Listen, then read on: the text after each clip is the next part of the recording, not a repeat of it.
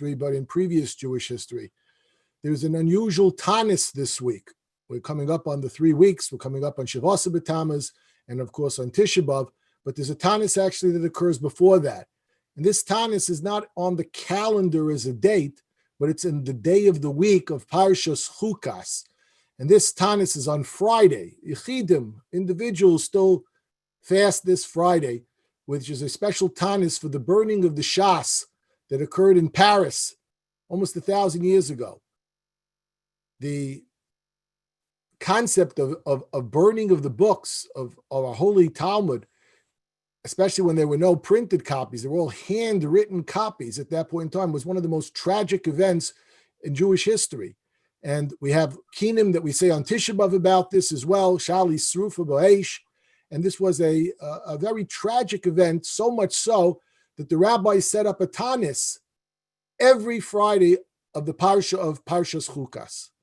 And they asked, why was it set up in this way? Why wasn't the date commemorated like we commemorate all other Tanesim? And the answer that's given by some of the Mefarshim is that because this week's Parsha is called Zos Chukas HaTorah. These are the laws of the Parah Aduma, which is something that we can't understand. And the burning of the Shas was something that we just didn't understand. There were those that said it was Keneged, that we burned the books of the Rambam, and therefore, unfortunately, if we want to burn books, Hashem says, I'll show you what it means to burn books. Rabbi Yechiel Paris, one of the great Tosafists, so he was in a debate at that time with the Qumrim, with the priests, and he won the debate, and unfortunately, nevertheless, even though we won the debate, they were arguing that the Shas is anti-Christian, and yet, even though we won the debate and showed that it wasn't, Nebuch, they decided to burn all the Shas.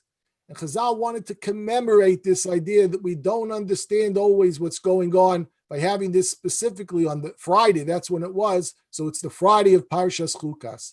And I thought this is very appropriate. We're at a point in time with COVID where we really don't know what is going to happen.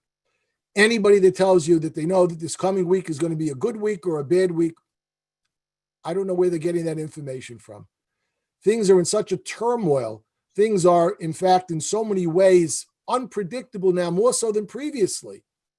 We're seeing Baruch Hashem, Chazdei Hashem in our community, we're still seeing an extremely low incidence of COVID. The hospitals of Baruch Hashem almost down to maybe a case a day, even less sometimes. We've gone days where we haven't had a case. We've had a case or two, but we're really as low as we've ever been. And at the same time, we're seeing across the country unbelievable increases in COVID. I spoke with some people from Houston before Shabbos. The Houston ICUs are essentially at full capacity right now. I remember when we were at full capacity, what that meant for us. There are places across the United States that are seeing increases in COVID. The majority of states across the United States are seeing increases, and this is especially seen in states that have opened up. New York is unusual in this respect in that we're not seeing it. Baruch Hashem. And certainly in our frum communities, we've been blessed after the horrors that we had to see, Baruch Hashem, no recurrence at this point in time of any significance. There are isolated cases. People need to know. I do get calls from a number of different communities, from our community, from surrounding communities, from communities across the country. There are isolated cases. But Baruch Hashem, they have not led to any significant outbreaks. And Baruch Hashem, they haven't really even led to significant hospitalizations. But that's not the case elsewhere. We are seeing in 14 states in the United States increased hospitalizations. So even though the majority of the new cases are in relatively young people, they really are seen in the groups between 18 and 49. This group is somewhat more protected than people above the age of 49, but not absolutely so. We never saw deaths in younger people as well. 2 17-year-olds in Florida died this week. And there have been deaths in the 20, 30, and 40-year-old populations, unfortunately, as well. But the critical factor here is that the people between the ages of 18 and 49 in many of the states aren't taking things seriously. The tennis star, the number one tennis-rated player in the world, he got COVID. Why? Because he was partying. And he gave COVID to many other people, for which he apologized. And many people are still doing activities that are totally inappropriate, that have nothing to do with halacha, that have nothing to do with parnasa.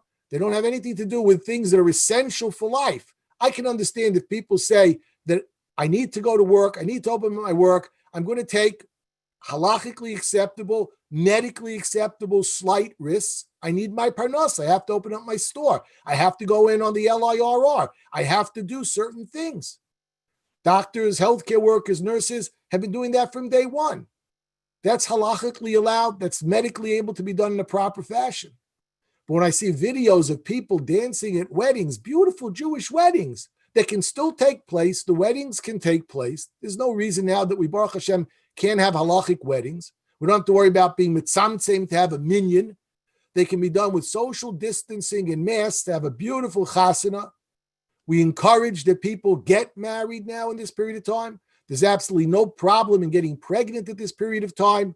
There's no problem in a husband and wife having normal relations with each other in this period of time. If you're living together in the same house, all of those activities are wonderful, beautiful Jewish activities. And at the same time, to do things that make no sense whatsoever, to do circle dancing, holding hands, all schwitzed, coughing, breathing heavily on each other, when in the populations 18 to 49, we're seeing increases in cases. What's the halachic understanding of doing that? Are we so interested in gashmias? Because that's what it is. There's no chiyuv to dance at a wedding. It's a mitzvah to be meraked with the chassan and kala in a halachically acceptable way. Why do we have to go and break the rules? Why do we have to go and take chances?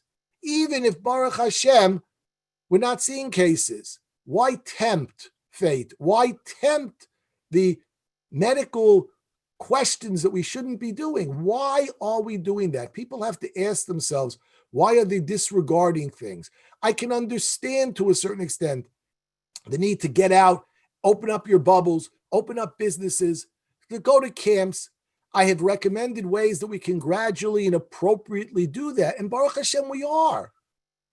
But just because there was a lawsuit that was won that said, and appropriately so, that how can the governor and the mayor say that protests are allowed, they're not dangerous, but weddings and Jewish ceremonies are dangerous.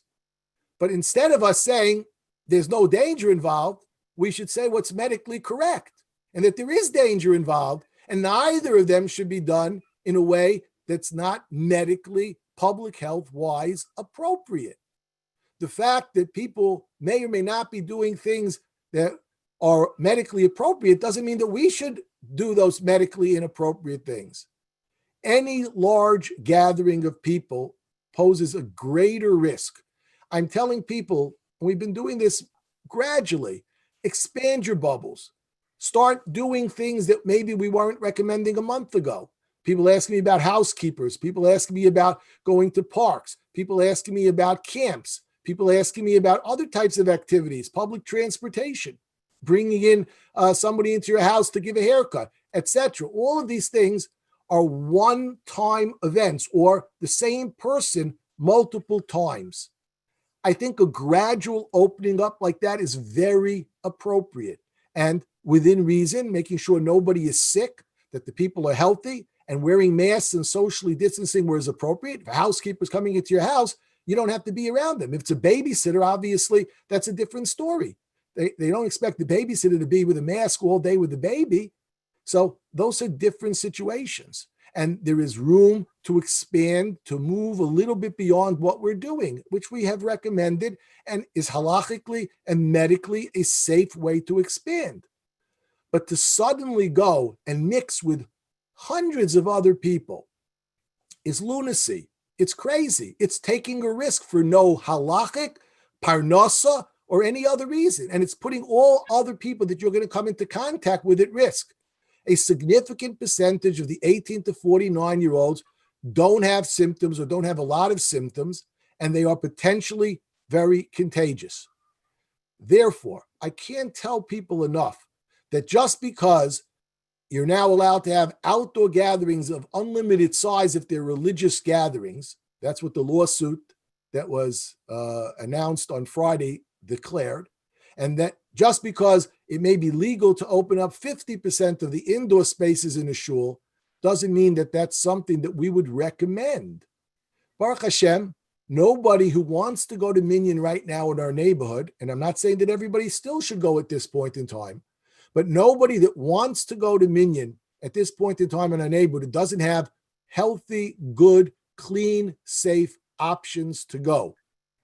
And to therefore say, well, because the governor said that now you can have 50%, or the judicial said that now we can have 50% capacity, we don't need to do that because it's not medically, halachically necessary at this point in time. We have enough places for people to daven without going to those much closer than ideal situations. For people to say it's too difficult to wear a mask, I don't understand that. Where you don't have to wear a mask, by all means, don't wear a mask. But if you're within 6 feet of other people, I don't understand the reluctance. I don't understand the hesitancy to not put on a mask, indoors or outdoors. It just doesn't make sense. It is something that we want to do to protect older people, especially people who have all sorts of medical problems. The CDC came out with a new list of people that might be at slightly higher risk. There are a lot of people that are at risk for COVID, and it's an obligation upon everybody to try to minimize the spread of COVID. Small, gradual increases are fine, but to suddenly go, especially with travel, when people are going to a chasana, and you have people traveling from out of state, from many different states, going to a chasana, and then if they don't mask and socially distance to that chasana, you're basically saying we're going to mix Miami and Houston and Los Angeles and New York and just put them all together. And while one place may be safe, I know rabbanim and communities across the United States that have COVID right now. And they may be people in their communities that don't even realize that, and they're going to be traveling to common areas, large gatherings, and it simply doesn't make sense. And that's my major message tonight. As we, Baruch Hashem, are seeing good results in our communities because people have been following the rules. And even, Baruch Hashem, people that haven't been following the rules, we haven't been seeing trouble right in our backyard. But other places are seeing lots of increases. In Texas, they're cutting back the opening up. They're getting swamped. There are a lot of Jewish people in Texas that might be going to a wedding, might be going to a bungalow colony, might be going to some vacation place where you're going to be at. And therefore, it's critically important that we realize that when we're mixing with large groups, that's especially when we have to be careful. I don't want to sound like I'm on a high pedestal and I'm just telling people to the sky is falling all the time. But unfortunately, the medical facts right now are saying that the sky is falling in many places. Eretz Yisrael has seen an increase. About 80 countries in the world are seeing an increase in cases of COVID, not a decrease. 29 states in the United States are seeing an increase in COVID. For people to say, I don't know anybody with COVID in my neighborhood right now, that's unfortunately, I think, an ostrich putting their head in the ground and saying, I don't need to follow any precautions because my head's in the ground and I'm okay. And I don't think that's the right approach that we should take. There are new regulations that have come out in terms of travel that people need to be aware of. And this is especially important for people making weddings, making plans, because people coming in from other places are going to have to quarantine. And this is, again, one of the questions I don't know the answer to. I don't know which states 2 weeks from now we're going to have quarantine. Right now, 8 states have quarantine restrictions when people come to the United States. That includes Texas and Florida, which have large Jewish communities. Most of the other states don't have such large Jewish communities. But we can't predict what will happen. And the travel restrictions in terms of Europe still are in place. There are travel restrictions still in Eretz Yisrael. There are increasing cases, and that only is going to make the travel restrictions get worse, not get better. So I can't predict what's going to happen. I want to discuss 1 or 2 things and then leave times for questions. So the CDC did come out with some new guidelines in terms of symptoms. Also, not major changes. We've actually spoken about these. But again, one of the most important things I can ask people to be aware of and to be concerned about is that if you have any symptoms, a runny nose, the CDC now says a runny nose is a potential symptom of COVID. It doesn't mean you have COVID if you have a runny nose. There are plenty of other reasons, probably much more likely that you have those reasons other than COVID. But congestion, a runny nose, headaches, these are all symptoms of COVID, potentially. And people who are going to any public gathering who have any of those symptoms should not. Now, if somebody has migraines, if somebody has some chronic medical problem, and this is their standard, regular chronic medical problem, so that's a different story. We're talking about new acute symptoms of diarrhea, of GI symptoms, of headache, runny nose, cough, congestion. These are all symptoms potentially of COVID. And nobody should be going to Minyan. Nobody should be going to weddings. I had to counsel somebody this week. They have a person, a brother of a person getting married, just came down with COVID, asymptomatic. I said, he can't go to the wedding. You can't do that. You're putting everybody there at risk. Even in such a situation where somebody wears a mask and socially distances, you're right, the risk will be markedly decreased, but we have to rely upon people wearing a mask and social distancing with COVID. That's crazy. They shouldn't be going. Anybody with symptoms, as much as you want to go to whatever event it is, whether it's a graduation, whether it's camp, parents have to be very careful not to send their children to camp with any sort of symptoms. And the camps are going to look for symptoms. The camps are going to take temperature. It'd be a real shame if somebody who was sick went to a camp, went to a wedding, and unfortunately, Rahman al-Islam got other people sick. So I beg and implore people, please take this very seriously. COVID is not over. COVID is increasing across the world and across the United States. We want to keep us all safe, and we want to keep our neighborhoods specifically safe. And Baruch Hashem, we've been successful at that. So please, I beg it and implore everybody to follow the advice that I'm giving you, which is not my personal advice. This is the official CDC advice. All the different leadership of the United States infectious disease community, the CDC, the National Institute of Allergy and Infectious Diseases, all of the major players came out this week and testified in front of Congress saying what I'm telling you right now. Again, I hope and pray, we all do, that this is over-aggressive and over-conservative. And nothing would please me more. Absolutely nothing would please me more than for everybody to come to me 2 months from now and say, you were wrong. I would be the happiest person in the world because that means that everybody's healthy. But what I don't want to have people come to me is to say, I wish I'd listened to you. And Nebuch, a tragedy could have been averted. Rav Shmuel, I'll at this point take any questions. Okay. I just want to start out by thanking Rabbi Glatt and wishing everybody a good Bach. I also want to address one of the comments, and Rabbi Glatt, you could address this as well. And I think just to set the record straight, somebody named JB posts, people are not wearing masks in many outdoor minyanim, including one sponsored by the Young Israel Woodmere. I want to categorically state that that is not true. First of all, the Young Israel Woodmere is not sponsoring any outdoor minyanim. There are balabatim from the Young Israel Woodmere who have put together their own outdoor minyanim. The only minyanim that are under the auspices of the Young Israel Woodmere are those that are taking place inside the shul, and that's absolute requirement that everybody wears a face mask. And there are outdoor minyanim at the homes of the rabbis, Rabbi Billet, Rabbi Glatt, Rabbi Axelrod, Rabbi Schachter, and Rabbi Wolf. And Rabbi Glatt could attest this. All those minyanim are required to have face masks, and we don't differentiate. Anybody that comes in, if they come without a face mask, they must leave those minyanim. And I can't address what's going on in other minyanim, although people would like you to address that and want to know why there can't be one rule. If you're advocating that we should have masks, why can't all the shuls do the same? I know that's a difficult question, but maybe you could address that. So I can only say what's medically appropriate. In the Young Israel of Woodmere, as Rav Shmuel just said, I've davened at a number of different minyanim.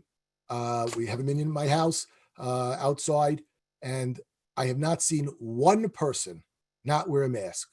I have told over this past month 2 people to please pull the masks up over their nose because it was low down on their nose.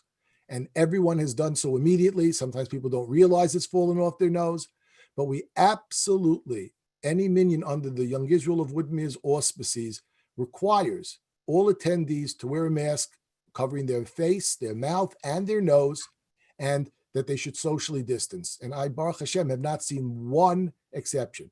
We do encourage fathers to come with their sons, and they can stay together. Anybody living in the same household does not have to socially distance, but they still wear a mask when they're at the minyan, but they don't have to socially distance. They're not socially distancing in their house. There's no reason to socially distance when they're at a minyan. They're not putting anybody else at risk. They're socially distanced from everybody else. That they have to do, but not from each other. And that's the same thing that we've been saying from day one. I'm not the posek for the 5 towns. I'm not the posek for the Young Israel of Woodmere. I can only give medical advice, and I can only say what I halachically think is best. Every Rav in the 5 towns, every Rav in the world has to ask their medical professionals what they should be doing. If they ask me, the advice is always exactly what I just said. I would like to think that none of the Rabbanim, any place, are doing something that they think is incorrect, but they're doing it anyway. I would like to think that. Sometimes they're given misinformation. Sometimes they be making decisions that are being made for reasons that I don't understand. I'm not going to chas v'sholom in any way say anything pejorative against any other Rav. I would strongly urge any Rav that has a question about this, and I've spoken with hundreds, that they call me up, and I'll be happy to explain my position, and I'll be happy to answer any of their questions as I've been doing in terms of helping them set up minyanim in as safe a way as possible. Now, each person should only go to a minyan that they think is safe. I have told people, if you're davening at a minyan where they're not wearing masks, I don't think you should be davening at such a minyan. If you have to, for whatever the reason, daven at such a minyan, your community doesn't have any other minyanim, the Rabbanim there say that it's safe, you should still wear a mask and you should socially distance. The fact that other people are breaking what I think are the proper medical rules doesn't mean that you should. Nobody should be lax. And I tell people if they have a choice, they should absolutely not daven at those minyanim. And I would even tell somebody that if there's a concern, they should daven b'yechidus rather than daven at those minyanim where there's a potential risk of transmission of disease. I think if you're masked and socially distanced, whether they're wearing a mask or not, probably doesn't put you at greater risk if you're far enough away. So I wouldn't say that they can't daven at such a minyan. I would strongly urge that they daven at a different minyan if there is an alternative choice for them. Okay, thank you. A lot of questions about shidduch dating. Okay. What's the best way to date? Do both parties need masks? Let's say one has and one doesn't. As long as they are 6 feet apart, can the boy and girl go in the same cars? All types of shidduch dating questions. Sure. So this is a very, very important subject, and one that I always tell people must be individualized. You can't make a general rule. As best as possible, we do try to recommend that the first date or 2 or 3 be via technology. There's some beautiful events that YU Connects put on for people to meet each other. Other organizations put on beautiful events. People can meet and just have a conversation via Zoom, via the telephone, get to know them. Because unfortunately, if a person goes out a number of times with a number of different people, but it's only one, and unfortunately it doesn't go beyond that, so they may be meeting a whole bunch of different people, and if they're close to them, that's putting themselves potentially at risk with a whole bunch of different people. Again, it depends on how many dates a person has. It depends on the frequency that they're going out. In general, that first date or 2 should certainly be done, if possible, via technology. Once they've established that there may be some sort of a connection, they'd like to get to know each other, I do think it's acceptable that they meet in person. I would recommend that they wear a mask because it's hard at the beginning to really be socially distant from such a person, and it's safer to wear a mask and try to socially distance 6 feet. I would not recommend that they take off their masks and be socially near each other if it's the second or third date. Once, Baruch Hashem, things are going along well, so then you have to individualize and say, can they go in the same car together? Should they be wearing a mask? Should they be socially distancing? Baruch Hashem, when they're getting close to the point where they're going to be getting engaged, so then I think at that point, they should be the ones that they're extending the bubble around. But you also have to look at the family members. If the parents or grandparents of the person going out on the shidduch and getting close to Baruch Hashem, making a shidduch come true, is they're living in a house with people that are at high risk, so then that's a different situation. Then maybe they're a single living by themselves, and they're not going to visit their Bubby and Zadie every day, or the Bubby and Zadie aren't around and for whatever the reason, and then it's less of a risk. So you have to individualize. And I do strongly urge people to go out on shidduch dates. There is absolutely no reason for COVID to diminish that. And people that have older parents or grandparents that they're living in the same house, and I've been asked this a lot of times, yes, please go out, do it in the safest way possible. And let's, Baruch Hashem, call me back and ask me a shaila after the 6th date and say, you'd like to really get to know them much better, but you're worried about your older grandparent that you live with. How can we make it as safe as possible? And those are the best shailas I love to get. Okay, we have some questions from some seniors. They want to know whether they have to take any extra precautions. Can they hug their grandchildren? What happens if the grandchild goes to day camp? They have to be concerned that they're bringing back from the day camp the other campers' issues that they may have. So again, most of the caution and concern I have is for people who are older, because at every decade of life, and especially if you have any of the underlying risk factors, so then it's a little bit more risky. And Baruch Hashem, things are good right now, but we don't want to go back to the way we were. So those group of people in the higher risk groups, they need to be especially careful. But that doesn't mean that they should be locked up in their house and not going outside. And as I've tried to give advice how to gradually open up your circles and to gradually expand, so that goes alachas kama v'kama for people at higher risk if they were to come into contact with COVID. But it doesn't mean that they can't expand. But if they're concerned, then they shouldn't expand rapidly. They should go even slower than I've been suggesting. And I think if they're careful, and I've been speaking about this for a while, so I'll repeat it because it's worthwhile, you can get together with children and grandchildren as long as everybody's healthy and the people that you're getting together with are aware that they're putting you at risk and they're not taking risks themselves and they're slowly expanding their bubbles and they're not doing high risk activity and they're wearing masks and socially distancing whenever they possibly can or whenever they should. So in that situation, I do think it's okay for grandparents to get together with their children. We had my daughter over for the first time last week. It was wonderful. We're looking forward to seeing more, all of our grandchildren as we're slowly expanding our bubble. Not that I'm a senior by any means, but I'm in an age group where I also need to be careful, as do people of all ages. A 30-year-old shouldn't say that they're Superman, that nothing will happen to them. We've never had people in our ICU at that age. And as I pointed out, there are teenagers that have Rahman al-Islam passed away. So this is something that everybody should take very seriously and everybody should be careful. And I think it's very, very important with camps, with children now going to camps, that people be very much aware of what's going on. And I'm not saying don't go with your grandchildren if they're in camp, but you got to figure out and find out, hopefully we'll know, are there cases in the camps? Are there camps that have had to close anything down because of new cases? And in that situation, I think we have to all take a step back. With all the new exposures that are going on with Baruch Hashem, more smachot being celebrated, with larger groups of people attending them, with camps, bungalows, people starting to travel, mixing neighborhoods, this could be a problem. And if anybody has any concerns, so then they can cut back, even though they went forward. There's nothing wrong with slowing down or cutting back for a week or two and seeing what will happen. Speaking of older parents, I just wanted to remind everybody and myself as well that the shir that I'm saying tonight is Lili Nishmas, my mother, Aleh Shalom, Chana Bas Meir Avram. Her yard site is this Monday, Sunday night, Monday. And I was so thrilled and happy to be back in shul. And I mentioned this morning in shul that we all should stop for a second and think how wonderful it is that we're at the stage that we can go back to a shul and to increase the holiness of our shuls. The shuls of Baruch Hashem, unbelievably quiet. Social distancing is the best thing in the world for keeping shuls quiet.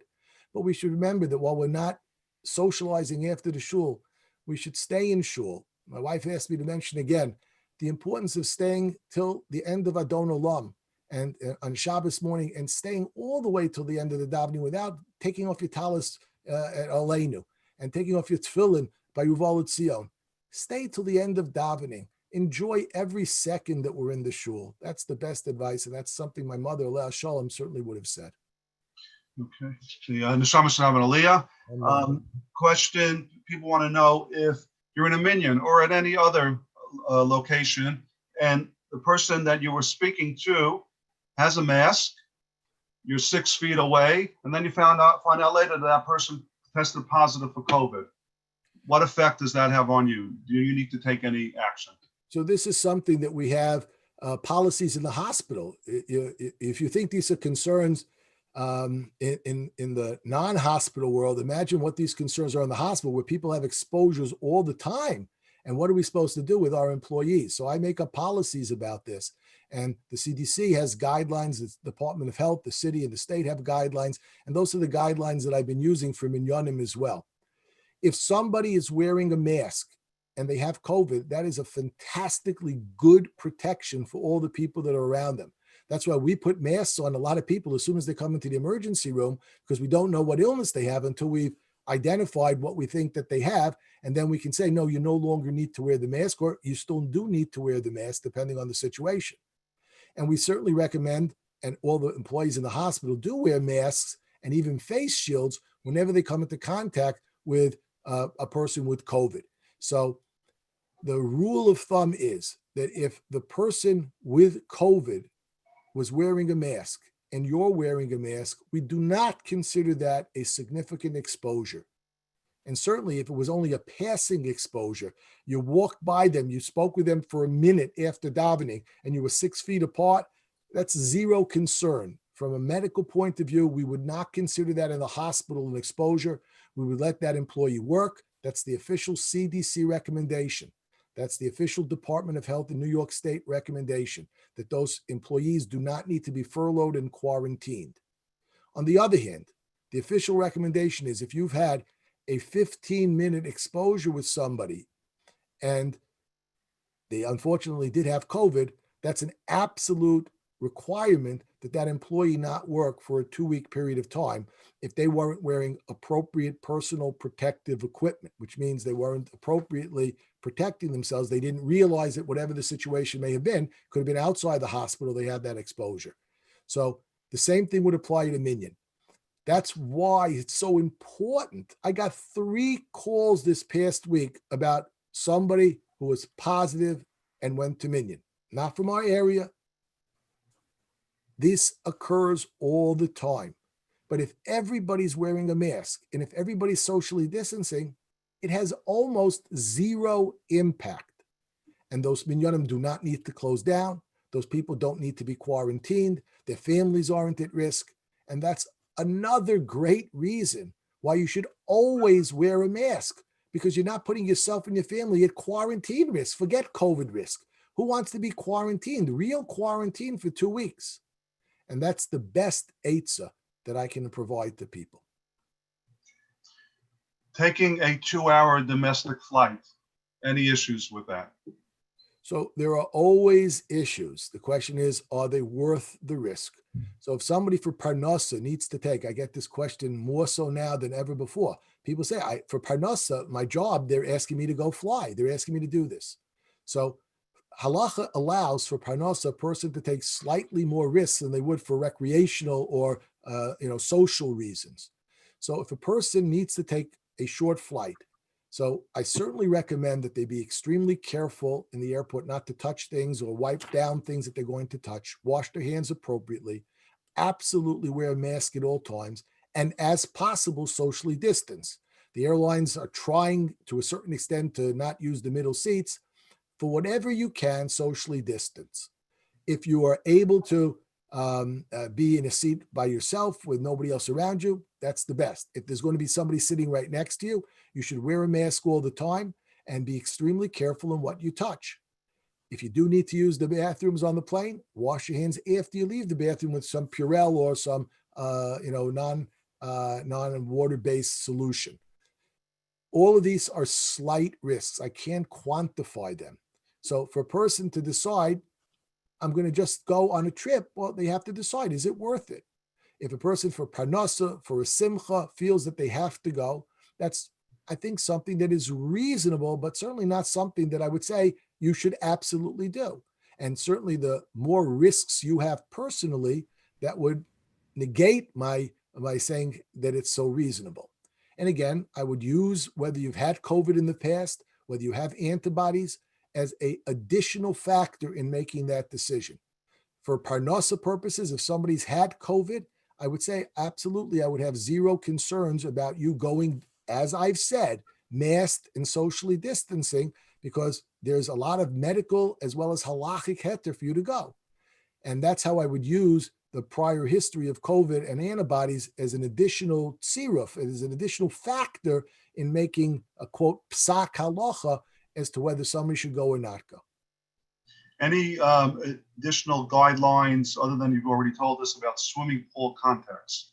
Specifically, somebody has asked, they have a backyard pool, they'd like to invite somebody over that they feel comfortable with that person. However, that person is going to work.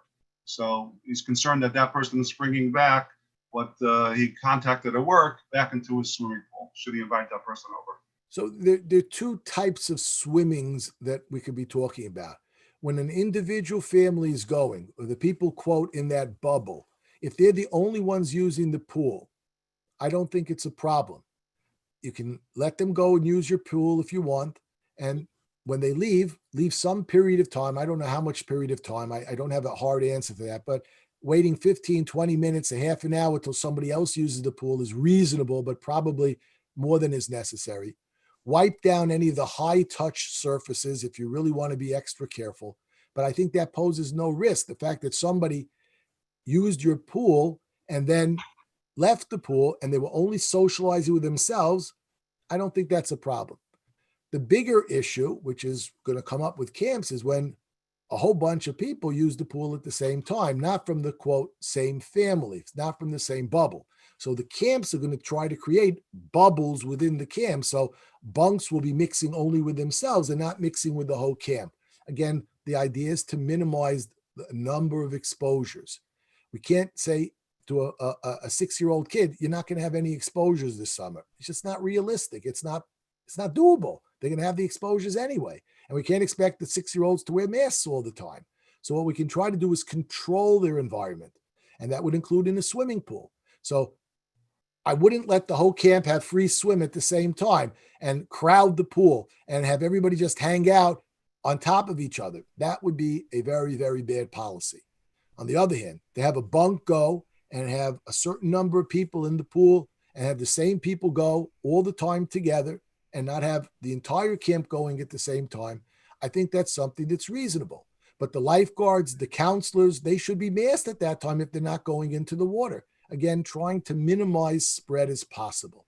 And that would be my advice for any type of social gathering, whether it's playing ball, whether it's going to use gyms or sports facilities, masking and social distancing as best as possible. I put out in the email some general guidelines that you should always try to follow.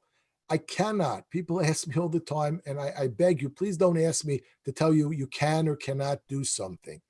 All you can do is minimize the risk to the best as possible and to decide, is that worthwhile for you to take that risk? How much do you need to do that activity? Again, for parnasa, there's a lot more leeway. For you need it to psychologically, emotionally, you got to do certain things, so then do them. I don't expect people to be inside their houses all summer and not seeing anybody else, especially Baruch Hashem, if you do things right. I think there is a way to do things right. And that goes with playing ball. I think there's nothing wrong with playing tennis. I think there's nothing wrong with playing sports. I think it's healthy and good. Not only is there nothing wrong with it, if you're socially distanced. Playing with a large different group of people, playing contact sports. So that's, I think, a different question. And in a camp setting with the same group of people, that's a risk that may be acceptable. But for people to go to a public, courts and play basketball with a different group of people each time, I think is somewhat dangerous. It's a risk that I'm not sure is necessary to take. We've asked this question in the past, but people want to know whether there are any cases of people getting COVID a second time. And before you answer that, if somebody already had COVID, does he still have to wear a mask? So those are both very good questions. So the CDC official recommendation is that you should not change any of the restrictions, the precautions, based upon having had COVID or having antibodies. As I've said in the past, I think that's extremely cautious and probably more than I would say on my own. At the same time, I don't like to go against the CDC for no reason. And therefore, I tell people that everybody coming to a minyan, everybody coming to a large social gathering should absolutely mask and should socially distance, whether they had COVID or antibodies.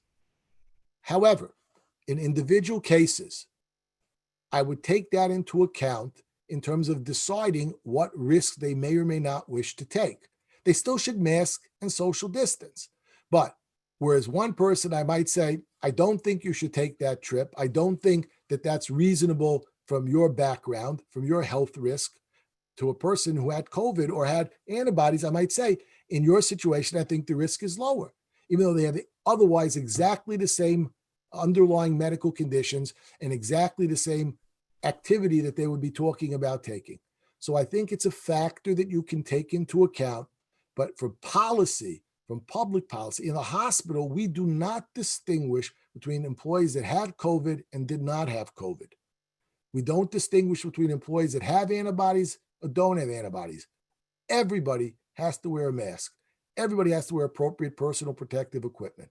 And that's the advice I would use for a shul. If that's what the CDC and the Department of Health mandate for hospital employees, why would I recommend something different for individuals going to shul?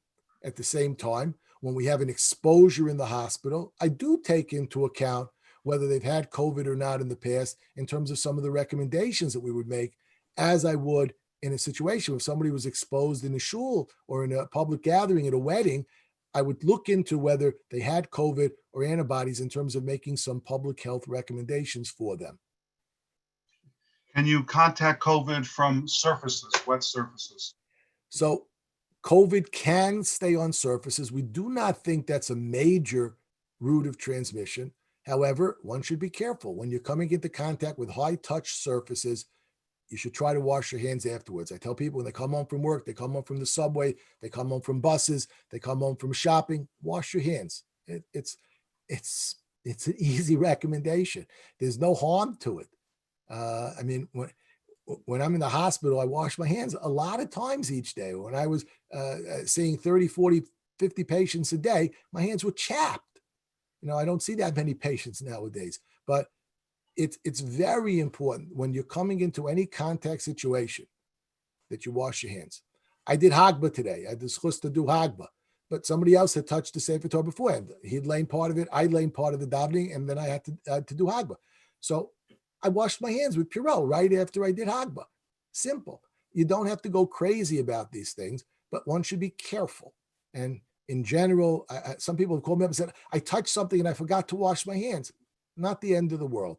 Try not to touch your face, your mouth, your nose, your eyes if you haven't washed your hands. That's the best advice.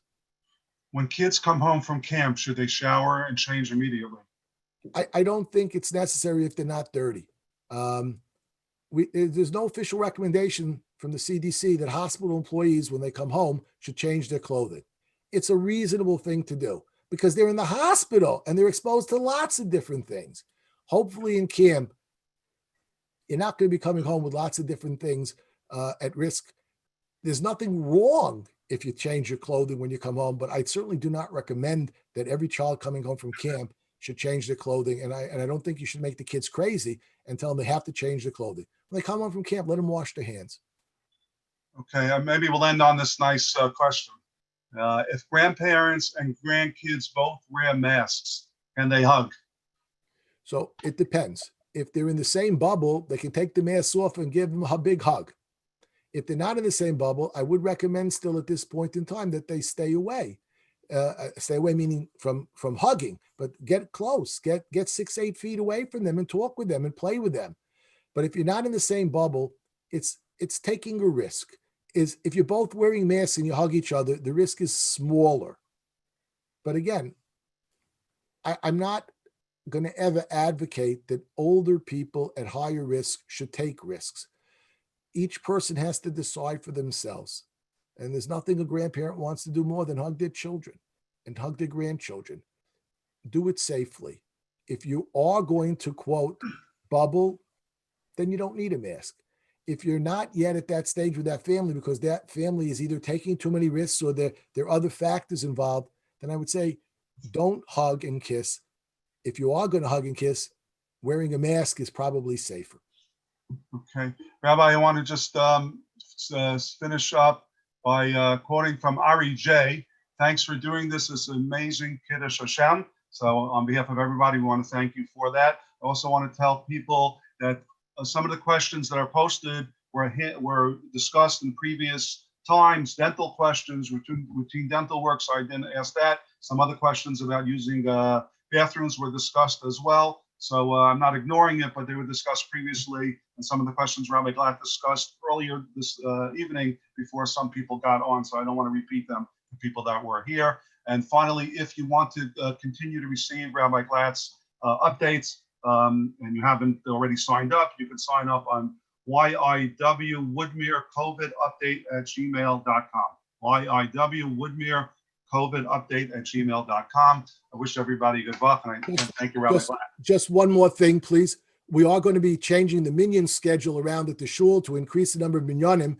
And one of the things that we want to do is to begin between Mincha and Mariv to have a shiur, a live shiur in the shul. So we'll be putting out something about that. I'd like to start a Mishnah Berurah shiur on the 3 weeks. So we're going to try to do that at one of the minyanim. For those that don't want to go to that, there'll be 2 other minyanim that they can go to. For Mitzvah Hashem, we'd like to start that tomorrow. So when we send that out, I hope people will look at that and think that's a great opportunity to continue to learn Torah together in a new venue, as we're going to Mitzvah Hashem hopefully start doing in more of this type of live shiurim as we go forward. Mitzvah Hashem healthy.